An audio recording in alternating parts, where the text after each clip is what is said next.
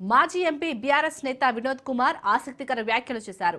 BRS BJP మధ్య లోపాయికారి ఒప్పందం లేదని పీసీసీ చీఫ్ వ్యాఖ్యలను ఖండిస్తున్నానని చెప్పారు.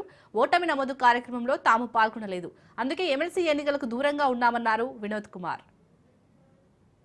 తీవ్రంగా ఖండిస్తున్నాం. మేము లోపాకాయ ఎలాంటి ఒప్పందాలు లేవు, ఏం లేవు. మీకు ఎన్నికలు వచ్చేసరికి అటు కాంగ్రెస్ బీజేపీ అభ్యర్థులు ఇద్దరు ఓడిపోతారు. డెఫినెట్ గా చెప్తున్నా విషయం చెప్తున్నా. ఇప్పుడు పొలిటికల్ ఇది చాలా తప్పుడు. ఈ ఎలక్షన్స్ అనేది ఎక్కడైనా ఎన్యూమరేషన్ ఎవరు చేస్తారండి? ఎలక్షన్ కమిషన్ చేయాలి.